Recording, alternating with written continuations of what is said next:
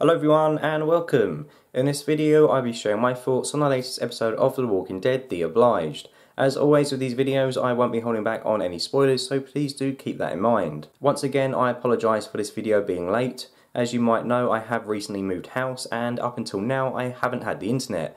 But good news, the internet is now sorted, which does mean things will be going back to normal. Anyway, let's not waste any more time and get things started. You may have noticed that I've been strangely upbeat and optimistic during my reviews of The Walking Dead so far this season. However, I need to let you know that it all ends now. Well, that was bloody weird. Sorry about that. But the truth is, I am going to be a bit more critical during this review when compared to my last three because I thought the episode was, well, pretty average. I didn't detest the entire episode, however I feel like a lot of the narrative choices wouldn't have seemed out of place during the last two seasons of the show, which just about says it all really. The main focus of this week's entry was Negan. From the opening in which Michonne reflected on the baseball bat which she had just used to bash in a walker's skull, to Daryl and Rick fighting one another due to their differing opinions regarding what to do with him, nearly every character on screen seemed to be affected by the shadow of Negan in one way or another. Rick and Daryl's relationship reached boiling point, with Daryl leading Rick astray instead of taking him to Alexandria to stop Maggie as he requested. Whilst carrying Rick, Daryl also performed an unnecessary mini wheelie because he's Daryl and he rides a bike and he's a badass and he's Daryl. Yay. Did I mention that he rides a bike? Because that's really cool and people like guys who ride bikes because it's cool and they do stuff, and I don't really know where I'm going with this. Anyway, the pair have a bit of a scrap before they both showcase their best impersonation of Boba Fett by falling into a huge pit. The conversation that played out between the pair of them whilst they were stuck in this conveniently placed hole was for me probably the best part of the entire episode. Rick and Daryl poured their hearts out to one another during their time in the Sarlacc pit, and I came to understand each of their respective arguments they were both trying to make. The writing team did a great job of illustrating why killing Negan is so important to Daryl, as well as why keeping him alive is just as important to Rick. Every time either of them came up with a reason to back up their point of view, the other would bite back with an equally convincing response.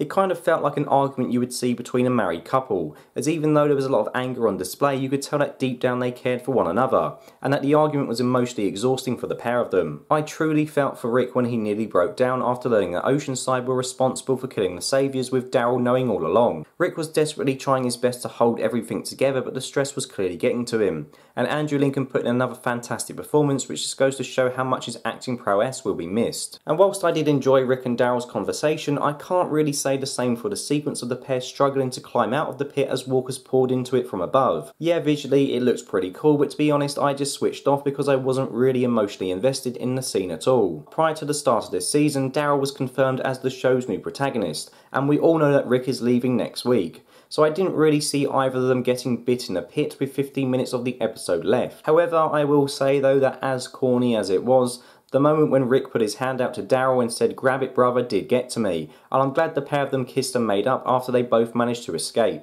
Before I talk about something else, there's two quick things that I want to mention in regards to this segment of the episode. Firstly, is it just me or did Daryl drop the F-bomb?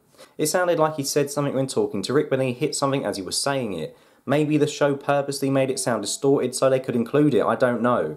I mean, I don't really have a problem with swearing, I swear quite a lot in my normal day-to-day life, but it did take me as surprise because the characters on The Walking Dead do very rarely swear. Even after replaying the moment over and over again, I still can't be sure if Daryl did say fuck or not. And secondly, was it just me or did anyone else notice the weird placement of Daryl when he and Rick were talking in the pit? I mean, one minute he was on one side of the screen, and then the next minute he was on the other. It was all just a bit jarring, to be honest, and not something that I would want to see in any of my videos. Moving on, Michonne had a large role to play this time around, and all in all she had a pretty solid episode. I haven't really been a fan of the intro scenes during the last three installments, however I thought this week's opening fared a lot better. I like the contrast between what Michonne got up to during the day as opposed to what she did during the night time. As great as her family life appears to be, it's clear that she's missing out on the adrenaline rush that comes with being out with the undead, even going as far to pick up her katana and disappear in the middle of the night to get a zombie killing fix. I've said many times already that I've not really been a fan of Michonne's reduced role that she's played during the last couple of seasons, so I'm glad that this was actually directly referenced this week,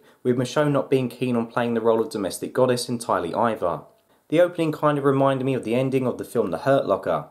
as I felt Michonne was feeling the same as Jeremy Renner's character when he arrives home and experiences the dullness of doing chores compared to the thrill of disposing bombs on the battlefield. Sure, being a stay-at-home mum does have its perks, however a lot of stay-at-home mums will tell you that staying at home all the time doing the same thing can get very tedious. Of course, during Michonne and Negan's little talk, Negan plays on this, stating that he feels Michonne was made for more than just cooking and cleaning, suggesting that both of them are the same as they both secretly love the primal excitement that the end of the world brings.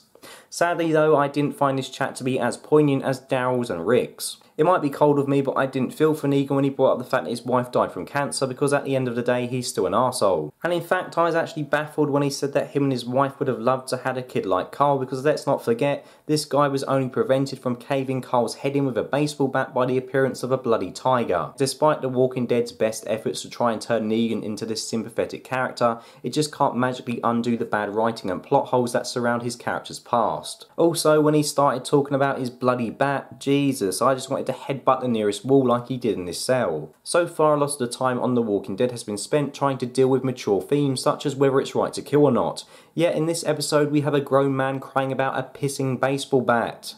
I don't know what I'm supposed to feel here. Am I supposed to feel sorry for him? Am I supposed to laugh? I don't know. I just can't take the idea of a man crying about his bloody bat seriously, especially when compared to how serious and relatively grounded the rest of this season has been. The Walking Dead has been much less comic booky this season, and for me it's worked in the show's favour. This scene made me question whether it would be better for the show just to ditch Negan altogether. For the record, before you all jump on my back, I absolutely love Negan in the comics, but I can't really say that I've missed his stupid dick jokes and his obsession with an inanimate object so far this season. Simply put, the show has been better without him so far this year, and I'm secretly rooting for Maggie to kill him, even though I know it won't happen. Anyway, getting away from Michonne and Negan for a moment, as I want to quickly talk about something else that I also wasn't really keen on, that being all the scenes involving Gabe and Anne. I mean, look at this. To be honest, I don't really know what was going on here. Why is Anne trying to kill Gabe? What would the group who Anne is trading with get out of Gabe being dead exactly? Surely people are more used to them alive than dead? I mean, I don't really know what exactly it is they want, but seeing Anne try to kill him just felt a bit dumb. I also echo the feelings of Paragon Cumulus, who commented on my last review video stating that they were annoyed to see yet another situation of Anne playing the traitor. When Anne was playing the role of Jadis, she seemed to switch sides nearly every episode, and now she's doing it again and it just feels rather played out. Everyone knows I hated Jadis and the Garbage People until we recently saw the real Jadis last season after Simon butchered her group.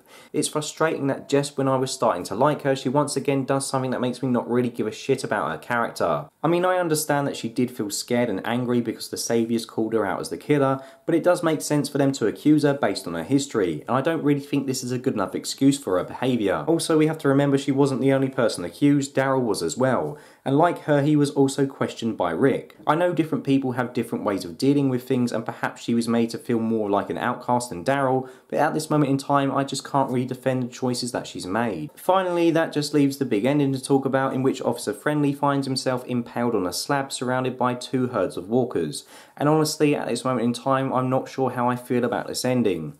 For some context, prior to this ending, Jed and the Saviours found out that Oceanside were the ones killing their people, so he decided to rock up at base camp with a couple of guns looking for trouble.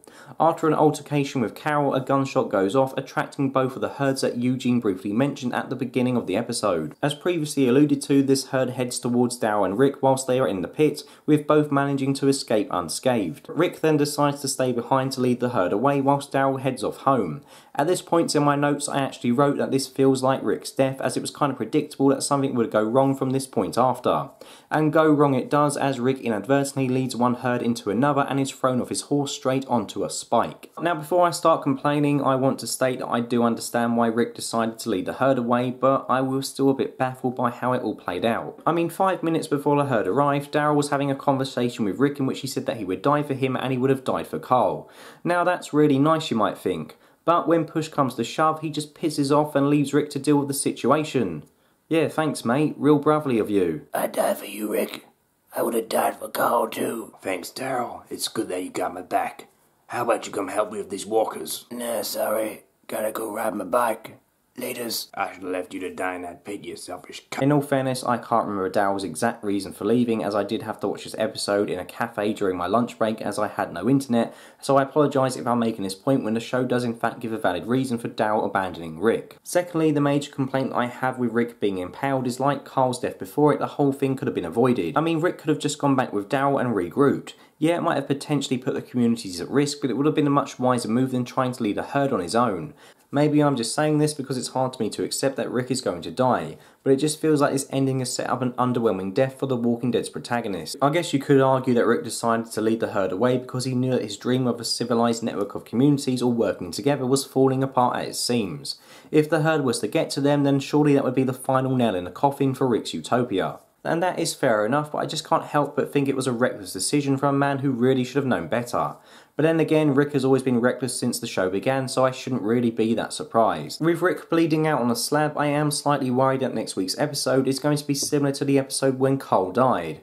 You know, 45 minutes of Rick having visions and flashbacks before he finally kicks the bucket, which will take away any effect his death is supposed to have on the viewer. Hopefully I'm wrong and the episode does manage to be better than the Cole Borefest, but I am a bit cautious about how Angela Kang will pull off a satisfying ending for the show's main character. Granted, it wasn't all bad, I did enjoy the moments which centred on Dow and Rick as well as Michonne's narrative, however the ending as well as Anne and Negan in particular felt like the episode's weak links. Up until now, it's felt like there's been this new aura surrounding The Walking Dead so far this season.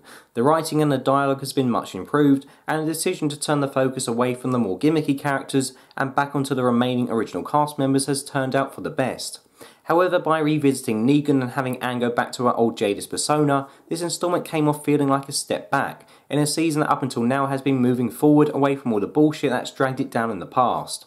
A shame then, but hopefully this is just a blip rather than the show returning back to its old ways. And with that, that's the end of the review. So please let me know your thoughts below. Did you like this episode? Did you hate it? Did you think it was a bit average just like I did? Whatever your feelings, please let me know below. I also want to say thank you very much for being patient with me during the last couple of weeks whilst I've sorted the internet out.